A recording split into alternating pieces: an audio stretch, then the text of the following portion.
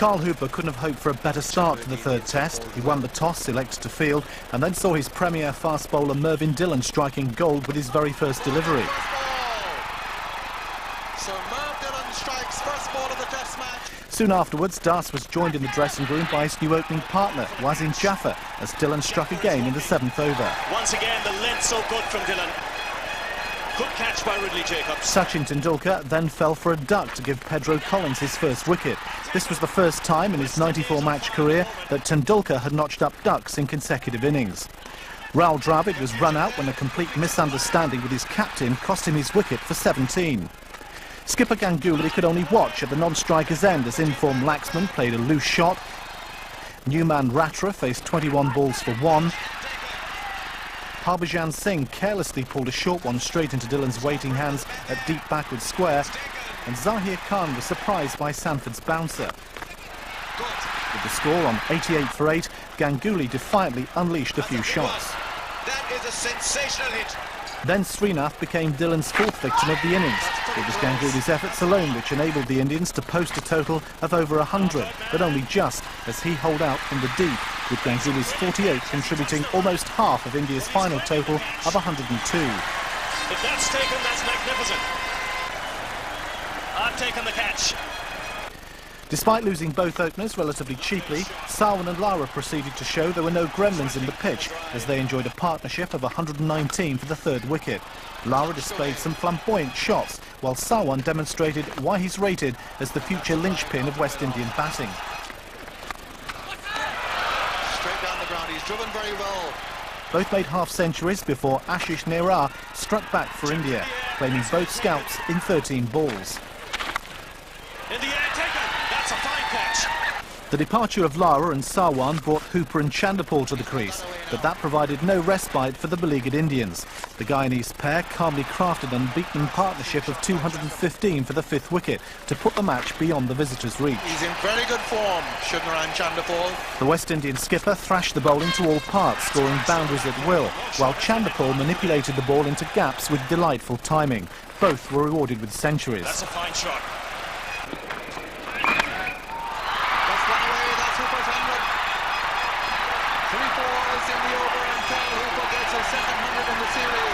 However, Hooper essayed one hoik too many, and that prompted a collapse comparable with India's first innings. The West Indies' last 5 batsmen could only muster 18 between them, with Chanderpaul stranded on 101 not out.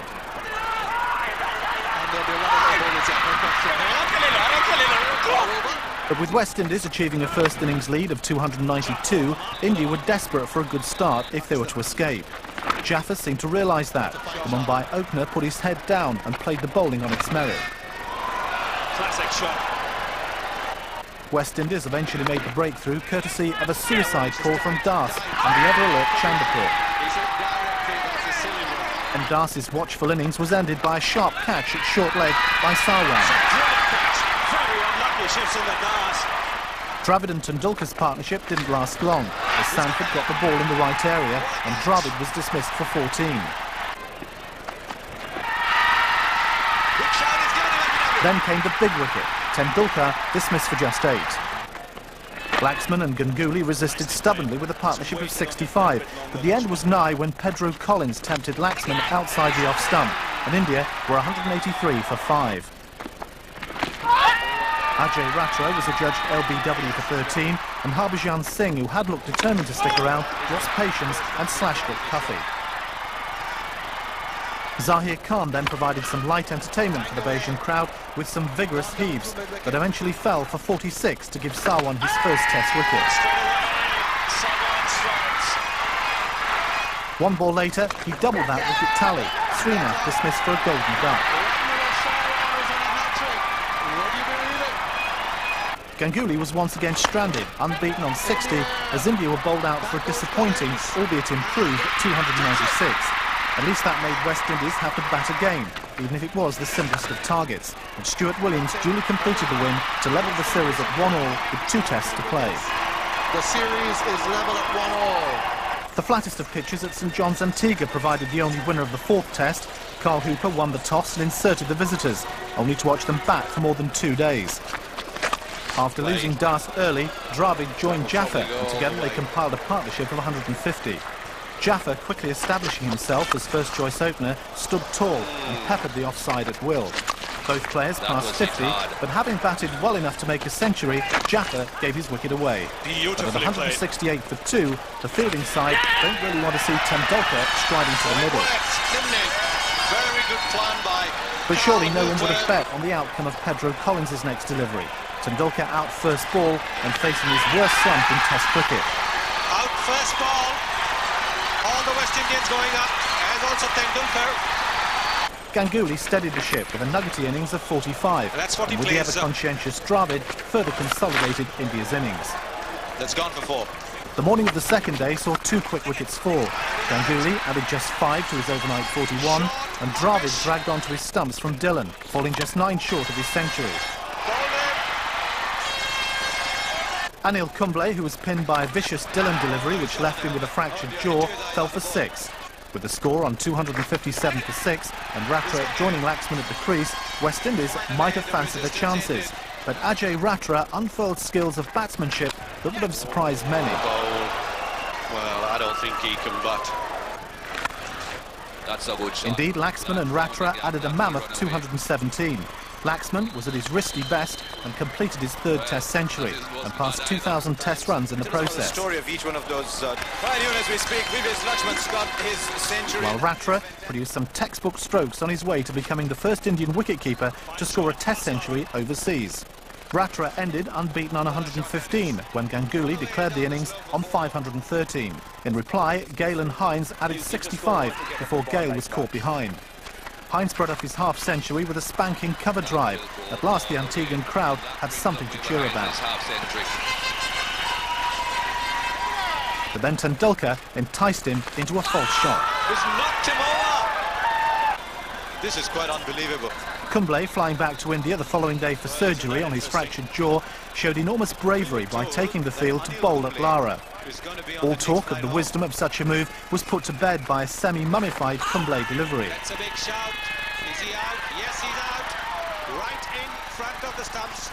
Hooper and Sarwan then went on to steady the ship. Short delivery, ample time for Sarwan to put that away. There was no stopping Hooper, and even the departure of Sarwan for another unfulfilling innings of 51 didn't deter the West Indies captain. It's gone the distance. Hooper wouldn't have been displeased to have Chanderpaul join him at the crease. The pair had already enjoyed 2 200-plus partnerships in the series so far, and this partnership would again be a significant one. Shot. That should go all the way. Hooper eventually brought up his 3rd century of the series. That's it. Beautifully played, straight down the ground, no bit off in place.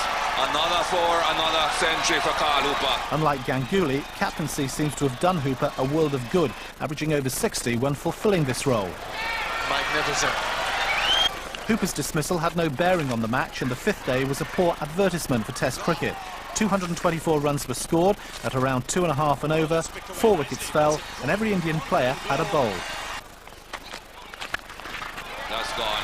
Jacobs joined Sarwan and bludgeoned the ball to all parts. Chanderpaul reached his 100, which, like Hooper, was his 3rd of the series. Once again going downhill. 3rd 100 of the series. Jacobs' century was the first instance in the history of the game when keepers from both teams have scored hundreds in the match. It's got the distance. What a way to get 100. West Indies amassed a mammoth 629 for 9 before the game inevitably petered out to a draw, with Chanderpaul undefeated on a very patient 136 off 510 balls. The series now stands 1-1 with everything to play for at Sabina Park in Kingston, Jamaica. The match is over. Ganguly, having won his first toss of the series and put the West Indies into bat on a green top, watched in dismay as the Jamaican openers, Gale and Hines, put on 111 for the first wicket. Booming drives were the order of the day, and both left-handers played some exquisite shots. Well played. Zahir Khan, having been creamed through the covers in typical Gale fashion, bent his back and surprised Gale with a bit more bounce. Gale gone for 68. And the catch is taken. The fall of Gale's wicket did nothing to deter Wavell Hines, who played magnificently. That's a lovely shot. On reaching his 2nd Test 100, he sent his home crowd into raucous delirium. 2nd Test match 100 for Wavell Hines. The party begins. All the while, Sarwan was his usual self, easing his way to his fourth half-century of the series. But the West Indies then lost 4 quick wickets. Hines, having smashed 3 balls in a row to the fence, hit the 4th to Jaffa at long off. He's thrown his wicket away here. Brian Lara poked at 1 from Ashish Nehra, gone for 9. Sarwan, having done all the hard work, yet again failed to go on to 100. Inside edge on the pad, out. And Hooper's embarrassing dismissal early on the second day left the innings evenly poised at 292 for 5. Chanderpaul, by now a massive problem for the Indians, and an informed Jacobs, consolidated the West Indies' first innings to a respectable 422. That's 4 again. In response, India struggled. Wasim Jaffer was out before he could trouble the scorers. Then Dravid, India's stalwart all-tour, was trapped in front for 5. Keeping just a little low. Tendulkar and Das played positively, despite both searching for a few runs. Lovely shot there. Das had averaged less than 14 all series, and Tendulkar had registered scores of 0, 0, 8 and 0 in his last 4 innings. Third man. The pair looked to be finding some form when Sanford tempted Tendulkar. Sachin gone for 41. Das was then dismissed, and India were in deep trouble at 86 for 4. But then came a partnership that helped India stage a comeback. Ganguly and Laxman added 82 for the 5th wicket until Dillon got the breakthrough. Gone. So breakthrough for the West Indies. Ganguly goes. The rest of the batsmen contributed precious little to the Indian cause, with Ratra, Singh, Khan, Srinath and Nehra all failing to reach double figures. The Indians had collapsed to 212 all out, a first innings deficit of 210. Carl Hooper didn't enforce the follow-on, but his team got off to a dreadful start in their second innings. Hines was undone by Srinath. Take on second slip, good catch. Soon after, he also accounted for Gale in similar fashion. He's got him again, he's got a second wicket. Sarwan began positively, but seemed to be the victim of overconfidence. Carl Hooper too could not stick around, and the West Indies were struggling at 60 for 4. Zahir kind of struck again. But Brian Lara was still there, and more than capable of individual heroics. Then, when he'd made 35, he dragged a Khan delivery back onto his stumps. Bowled him all over the shot. Lara goes. Big wicket for India. Jacobs made a tidy 16 before gloving 1 from Singh to short leg. Dillon lost his cool, and the West Indies were 122 for 7. What was he doing, Mervyn Dillon? But Pedro Collins, coming in at number 9, shared a partnership of 48 with Chanderpaul, who notched up yet another 50. That's a 50. But when the West Indies were dismissed for 197, the Indians faced a daunting target of 408 to win the match and the series. The visitors lost wickets at regular intervals. Wasim Jaffer was the first to go, 19 for 1. Wavell Hines has taken the catch. In his next over, Collins struck again to remove Das. He's given it out. The hopes of a nation rode on Dravid and Tendulkar. Fine back foot shot. Indian spirits were raised when Dravid began positively, taking Collins for 3 boundaries in 1 over. Well hit. Very well hit. But then Adam Sanford, whose bowling had been pretty much all over the place, got them in the right place to take care of Dravid, and India was 77 for 3. Playing across the line. Tendulkar found his touch for the first time in the series, unleashing an array of powerful strokes. Whilst he was there, a glimmer of Indian hope still remained. That's only going one way. Then came the ball from Collins that signalled the beginning of the end for the Indians. Tendulkar had played brilliantly for his 86, but for the Indians, it was too little, too late. Collins has done him again. Now Sabina Park erupts. Ganguly picked out Sarwan at square leg, and with his dismissal, so too went India's hopes of winning the series. In the same fashion he was. The smiles are wider now. Despite overnight rain delaying the start of the final day's play, the result was a foregone conclusion. Again nipping back. This time the finger goes up. West Indies dismissed India for 252 to win the final test by 155 runs, and with it the series 2-1. In the air, could this be the match? It came as no surprise that ultra-consistent Chanderpaul was named man of the series, and from 1-0 down in the series, the West Indies had come back impressively. India's hopes of winning their first Test series outside the subcontinent for 16 years will have to wait for another day. Next stop, England.